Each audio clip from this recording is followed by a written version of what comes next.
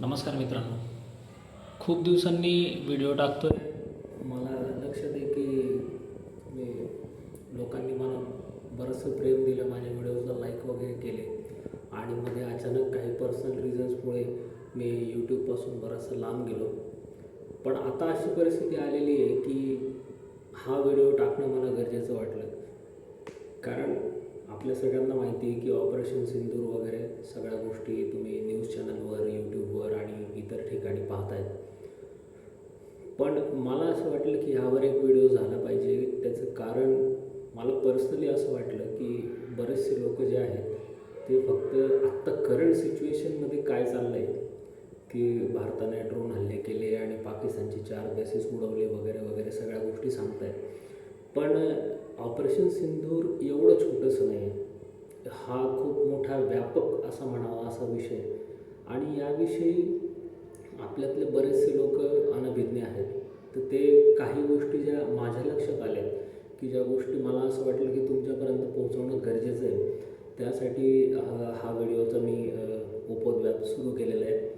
तर मला अपेक्षा आहे की तुम्ही सगळे लोक पुन्हा मला यूट्यूबच्या माध्यमातून ॲक्सेप्ट कराल. तर कुठलंही युद्ध म्हटलं तर ते काय 2 दिवसात किंवा 4 दिवसात ठरलं आणि बस आता हल्ला केला असं तो पैलवानी डाव आपण त्याला म्हणतो, धोबीपछाड छड मारलं किंवा कुस्त्यांची दंगल झाली असला प्रकार नसतो. युद्ध हा खूप मोठा व्यापक विषय असतो.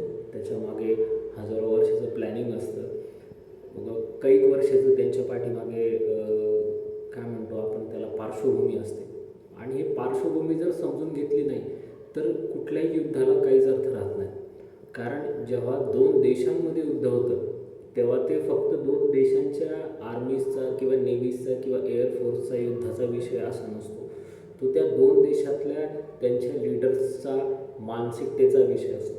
आणि ही मानसिकता जर समजून घेतली नाही तर युद्ध होण्याच्या पाठीमागे काय कारण आहे या गोष्टीला काय अर्थच उरत नाही. तर त्याच्यामुळे एक ऑपरेशन सिंदूर हा विषय जसं मी मगाशी म्हटलं तसं खूप व्यापक विषय. तर यावर एका व्हिडिओमध्ये सगळ्या गोष्टी सांगणं शक्य होणार नाही. त्यामुळे आपण याच्यावर मल्टिपल व्हिडिओज बनवूया.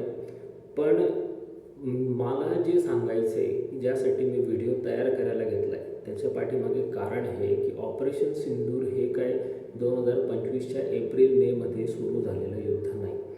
ऑपरेशन सिंदूर हे सुरू झालं होतं 2022मध्ये, 2019मध्ये. आणि तिथपासून ह्या सगळ्या गोष्टींचा आपल्याला आढावा घेत यायला लागेल. आणि त्यावेळेला आज जे ऑपरेशन सिंदूर झालं की जे भारताने पाकिस्तानवर बॉम्बिंग वगैरे केलं, ह्या सगळ्या गोष्टींचा आपल्याला संदर्भ लक्षात येईल.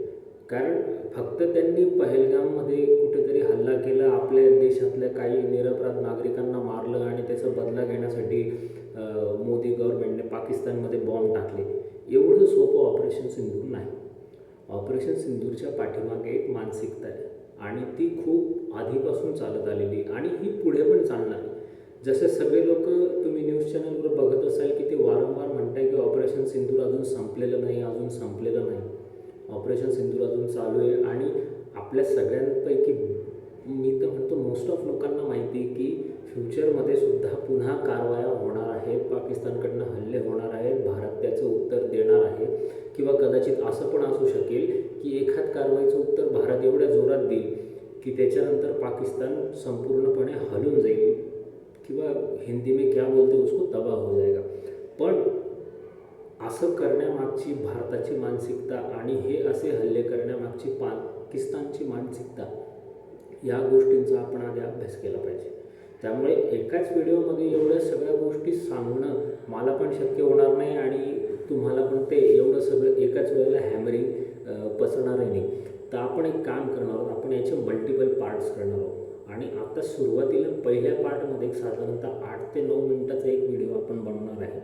आणि त्याच्यामध्ये आपल्याला फक्त एवढंच बघायचं आहे की ऑपरेशन सिंदूर ज्याच्यामुळे सुरू झालं ते पाकिस्तानची आर्मी चीफ जनरल मुनीर, ठीक आहे, तो माणूस मलाही आवडत नाही, पण तो ज्या पोझिशनवर बसला आहे त्या पोझिशनला मी रिस्पेक्ट देणार म्हणून मी त्याचं नाव आदराने घेणार. माणूस भले वाईट असेल पण त्याची पोझिशन चांगली. कारण माझ्याही देशाचे 4-8 जनरल आहेत की जे त्याच्या लेवलच्या सेम पोझिशनला बसले आणि त्यांचा कोणी डिसरिस्पेक्ट केलेला मला आवडणार नाही, त्यामुळे त्या माणसाचा डिसरिस्पेक्ट मी करणार नाही. तर 2019 हे सगळा विषय सुरू होतो. एक थोडक्यात तुम्हाला त्याची पार्श्वभूमी सांगतो. आसिफ मुनीर जे जनरल आहेत पाकिस्तानचे, he is a renowned soldier. ठीक आहे, तो एक प्रॉपर सोल्जर आहे, तो राजकारणी नाही. त्याच्या डोक्यात राजकारणी डाव येत नाही, तो राजकारणापासून अलिप्त आहे. आर्मी हेच त्याचं लाईफ आहे आणि तो स्वतःचं आर्मीच्या बाबतीत जे काही देणं असेल ते तो प्रॉपरली करतो. ह्या गोष्टीचं मी त्यांना रिस्पेक्ट दिली. तर 2019 साली ज्या वेळेला बालाकोट एअर स्ट्राईक झाली होती, त्यावेळेला जनरल मुनीर जे होते ते ISIचे चीफ होते. तर सगळ्यात पहिली गोष्ट म्हणजे भारतात काहीतरी हल्ला झाला, त्याच्या उत्तरासाठी भारताने बालाकोटवर एअर स्ट्राईक केली.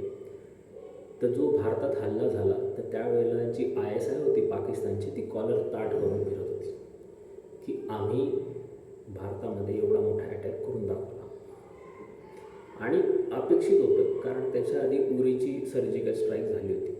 तर खाली आपले बॉर्डर सगळं पॅक करून ठेवलं होतं पाकिस्तानने की यावेळेला परत हे सर्जिकल स्ट्राईक करणार आणि त्यावेळेला आपण जमिनीवर एवढी टाईट सिक्युरिटी ठेवू की कुठलाही इंडियन सोल्जर बॉर्डर क्रॉस करून पाकिस्तानमध्ये येऊ शकणार नाही. तर ISI आणि पाकिस्तानी आर्मी निश्चिंत होती की आपल्या बॉर्डर्स आपण सिक्युअर करून ठेवले. पण झालं काय, अनपेक्षित धक्का. आपण गेलो विमानाने, वरतून बॉम्ब टाकले आणि रिटर्न आलो.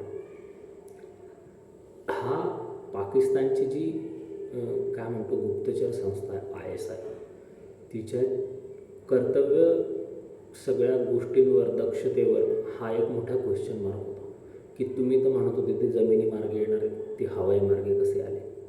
ठीक आहे, आले तर आले. त्यांनी पाकिस्तानवर बॉम्बिंग केलं. नाक तर ISIचं कापलं गेलं, पाकिस्तानचं कापलं गेलं, पाकिस्तानी आर्मीचं पण कापलं गेलं. पण ह्या सगळ्या गोष्टींमध्ये एक न्यूज अशी आली की ज्याच्यामुळे ISI आणि पाकिस्तानी आर्मी खुश झाली. ती न्यूज अशी होती की भारताचा एक फायटर पायलट पाकिस्तानच्या हद्दीत पकडला गेला.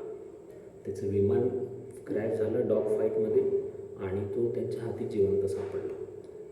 आता इथे पाकिस्तानी आर्मी आणि ISI ह्या दोघं लोक खुश झाले की आता यांनी हल्ला तर केलेलाच आहे, ठीक आहे, आपलं नाक तर कापलंच गेले, पण आता यांचा फायटर पायलट आपण जिवंत पकडला आहे.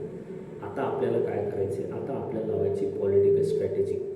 आणि याच्यामध्ये भारताला, नरेंद्र मोदींना आणि बाकीच्या सगळ्या लोकांना आपल्याला सॉरी म्हणायला लावायचे आणि त्या लोकांना आणायचे गुडघ्यावर.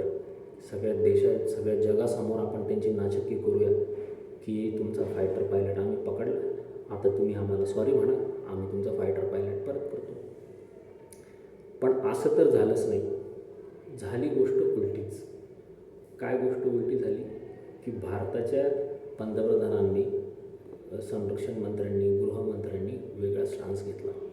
त्यांनी उलट पाकिस्तानलाच वॉर्निंग इश्यू केली की 48 आवर्समध्ये, 48 तासात आमचा पायलट परत करा, नाहीतर युद्धाला तयार राहा.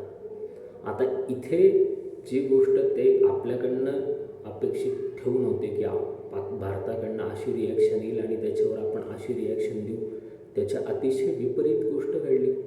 आणि इथून जो बालाकोट एअर स्ट्राईकचा सगळा सिनारी होता तो फेल झाला. आणि ह्याच्यामध्ये फेल फक्त पाकिस्तान नाही झालं, ह्याच्यात फेल कोण झालं, ह्याच्यात पाकिस्तानी आर्मी फेल झाली, ह्याच्यात पाकिस्तानची ISI फेल झाली.